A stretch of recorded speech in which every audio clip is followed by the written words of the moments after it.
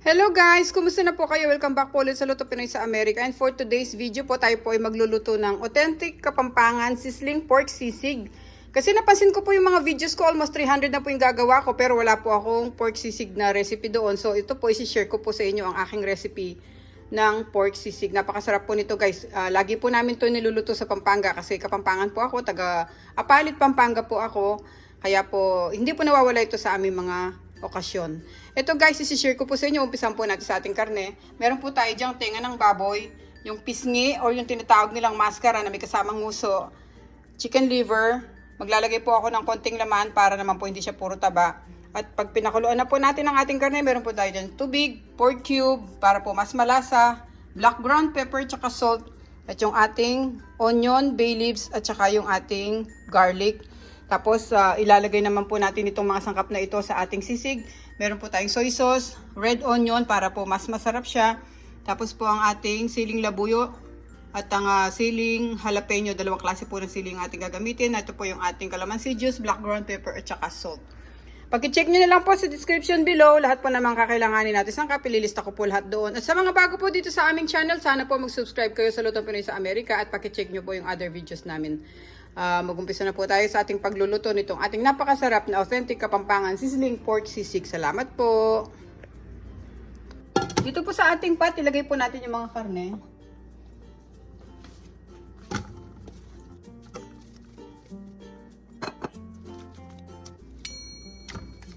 Huwag muna natin isama yung ating chicken liver kasi hiwalay po natin siyang pakuluan.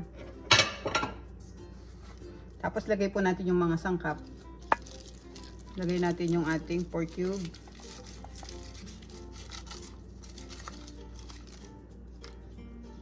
Salt.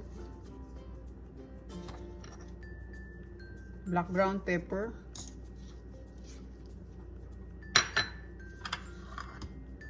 Sibuyas. Bawang at saka yung ating bay leaves. Yan. Tapos po natin yung ating tubig. 10 cups po itong tubig na gagamitin natin. Pakulan po natin to ng mga 45 minutes to 1 hour. Hintayin po natin lumambot yung ating mga karne, lalong-lalo na po itong tenga. Pero hindi naman po yung sobrang lambot ha, yung medyo parang medium lang na luto. Hindi naman po yung sobra-sobra. Isa lang po natin siya sa ating kalan.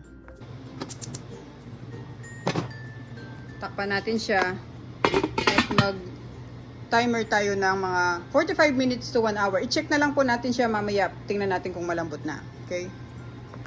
Pakukuluan muna natin guys sa malakas na apoy tapos mamaya hinaan natin para hindi mabigla yung ating karne at hindi maubos yung tubig. Kaya i-slow cook lang natin ng mga 1 oras.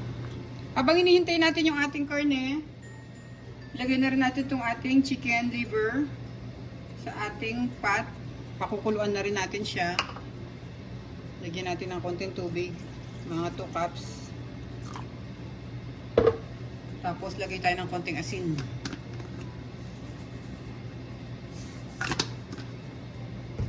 Takpan natin at isa lang natin sa stove. Okay guys, kumukulo na po siya. Hinaan po natin yung apoy para hindi po maubos yung tubig ng ating karne. Bali, slow cook lang natin siya. Okay. Balikan po natin mamaya after mga 45 minutes pa kasi natapos na yung 15 minutes sa pagpapakulo natin. Ngayon, tignan naman natin tong ating chicken liver. Kung pwede na sila. Basta wala na silang dugo, guys, pwede na. Kasi i-grill pa natin to eh. Ayan, okay na yan. Palagay ko pwede na siyang tanggalin. Off natin yung stove.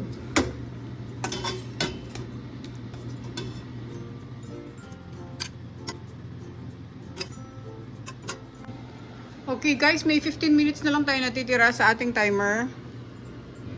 Sabi ko sa inyo, 45 to 1 hour natin siyang pakukuluan. Pero tingnan natin yung ating karne. Tingnan natin yung pork meat at saka yung maskara. Palagay ko okay na to, malambot na siya. Pwede na natin tanggalin.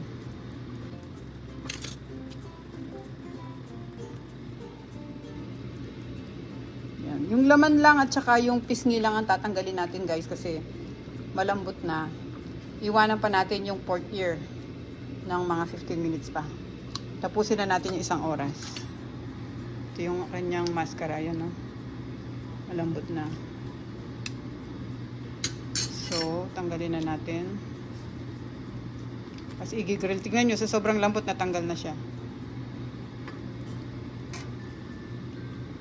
Yan. Ayaw naman natin ng sobrang talagang malambot na malambot. Baka madurog naman pagka ginrill natin.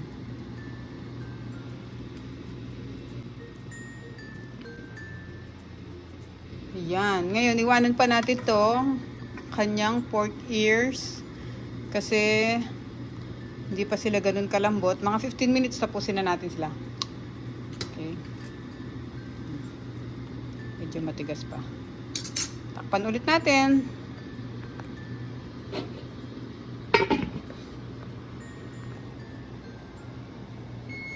Okay guys, tapos na yung 1 hour. Tingnan natin yung ating pork ears.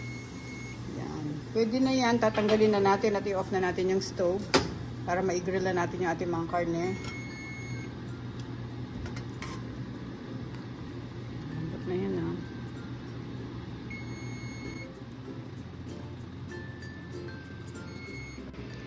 Okay guys, medyo palamigid lang natin tong ating mga karne at saka itong ating chicken liver, tinuhog ko lang siya para hindi sila malaglag sa ating grill mamaya pag ginrill na natin. Okay? Medyo palamigin lang natin at ready na tayo mag-grill. Okay guys, nandito na tayo sa labas. Ito, medyo mahangin ngayon. Pero dito lang tayo mag-grill. Ito na yung ating mga karne. Okay, buksan muna natin yung ating stove. Lakas ng hangin. Yan. Tayin lang natin siya uminit ng konti. Okay, nasa 350 degrees na yung ating grill. So, ilalagay ko tong grill mat.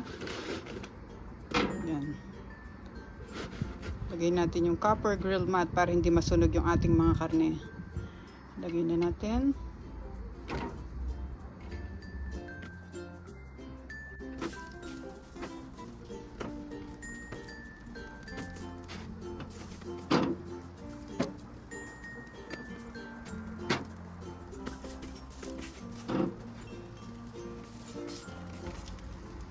Yan.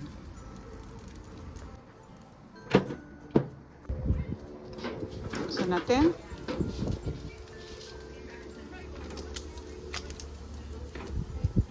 Init.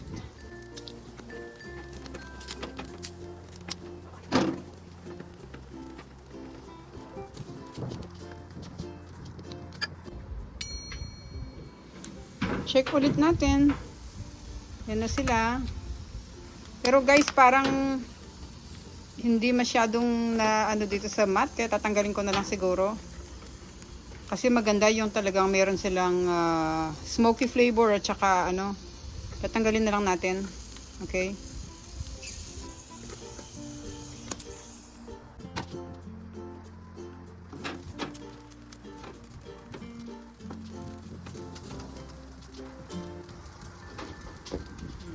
Balik natin takip.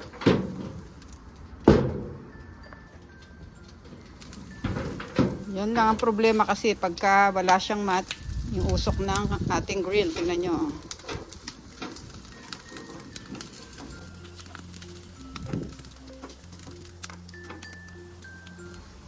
Yan. Konti na lang. Pwede na yan. Pwede na natin silang tanggalin.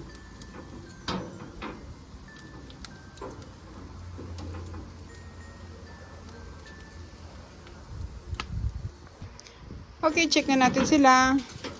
Yan, pwede na yan. Tatanggalin ko na.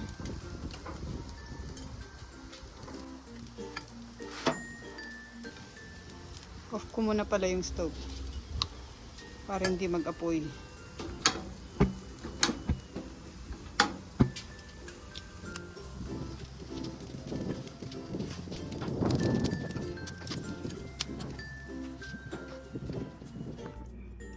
Okay guys, ngayon pwede na nating chop-chopin yung ating karne, pero unahin muna nating hiwain yung ating mga gulay kagaya ng ating sibuyas.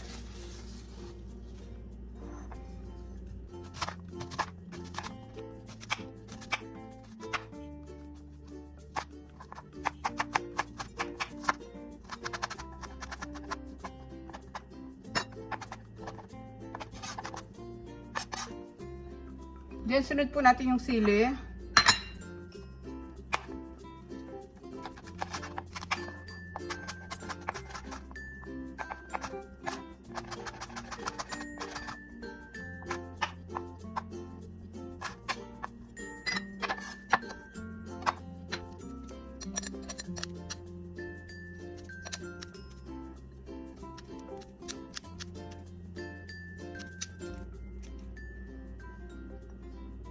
Yan, pwede na muna po siguro ito. Tapos susunod po natin yung karne natin. Sabihin natin yung laman.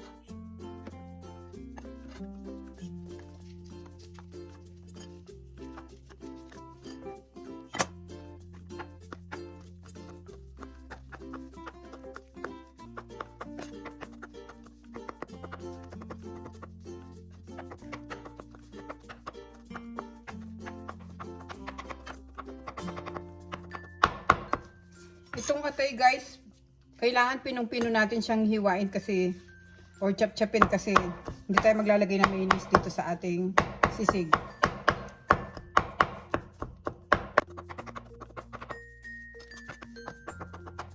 Yan. Pag ganito na siya, pinong-pino na, pwede na natin siya isama dito sa ating karne.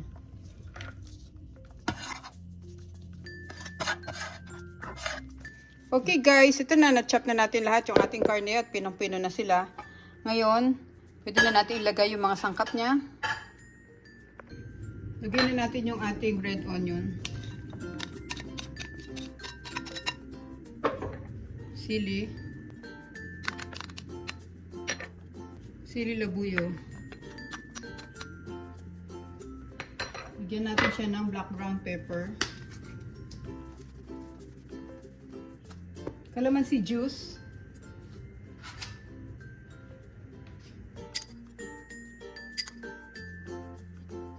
Konti muna kasi ayaw namin na medyo maasim. Kaya tansya-tansya lang. Tapos lagyan natin ng soy sauce.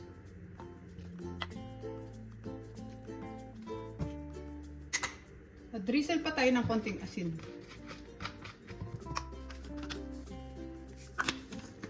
Mix muna natin guys para matikman natin kung okay na yung lasa niya.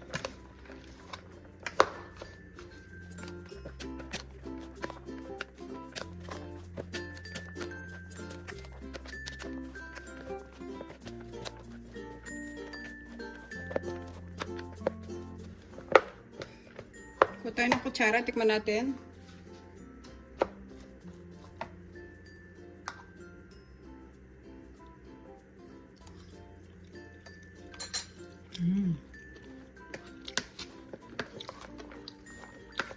Pakasarap guys, pero dagdagan ko pa siya ng kalamansi. Buwas ko na lahat ng 3 tablespoon. At lagyan pa natin siya ng 1 tablespoon ng soy sauce.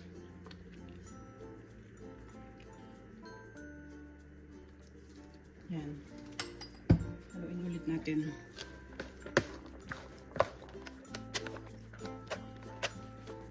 Pero yung anghang niya okay na para sa akin.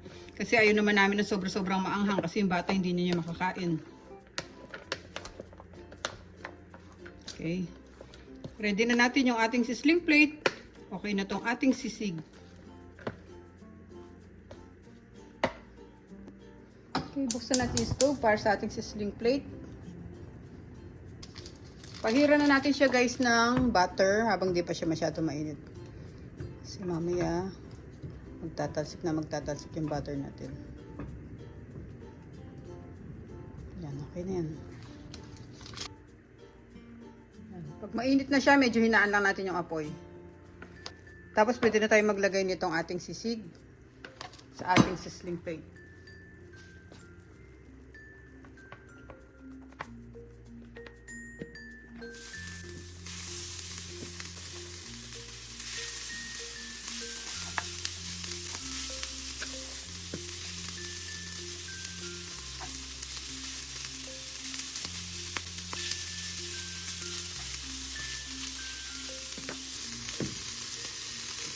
Para magayin natin yung restaurant style, lagyan natin ng itlog dito.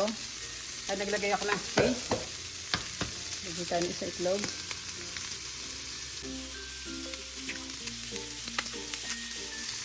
Lagyan natin kalamansi.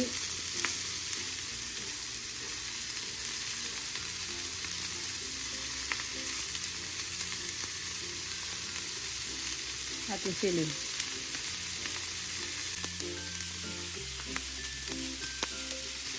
Yan. Tingnan lang natin medyo maluto yung ating itlog bago natin tanggalin.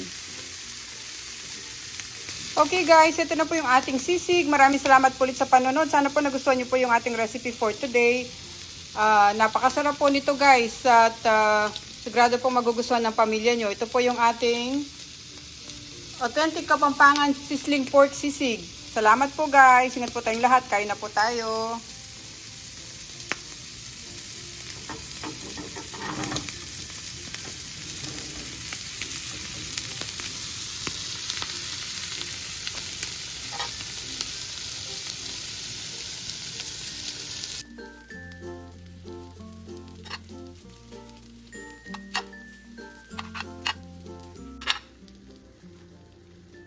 May Kenny po, mga antana.